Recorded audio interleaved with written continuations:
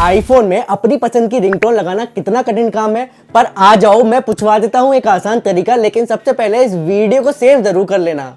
अब आईफोन में आप फ्री में अपनी पसंदीदा रिंगटोन को लगा सकते हैं केवल इन 4 स्टेप्स को फॉलो करके। पहला स्टेप है कि आपको डाउनलोड करना है 3u टूल नाम का सॉफ्टवेयर, जिसका लिंक आपको मेरे टेलीग्राम चैनल पर मिल जाएगा और मेरे टेलीग्राम चैनल का लिंक आपको मेरे बायो में। दूसरा, सॉफ्टवेयर को पीसी में इंस्टॉल करने के बाद आपको अपने आईफोन को कनेक्ट करना है। तीसरा, आपको 3u टूल के रिंगटोन्स वाले सेक्शन में जाकर अपनी मनपसंदीदा रिंगटोन वाली फाइल को इंपोर्ट कर लेना है। चौथा, अब ये रिंगटोन आपके आईफोन के रिंगटोन्स वाले सेक्शन में दिखाई देने लगेगी, जहां से जाकर आप इजीली इस रिंगटोन को अपनी रिंगटोन के रूप में सेट कर सकते हैं। तो शेयर कर दो इस वीडियो को अपने उन सारे फ्रेंड के साथ जो अब तक आईफोन की रिंगटोन खरीदते आए हैं। ऐसे ही अमेजिंग कंटेंट के लिए टैग दीवाने को फॉलो कर लो, क्योंकि मैंने ठाना है आप सबको टैग दीवाना बनाना है।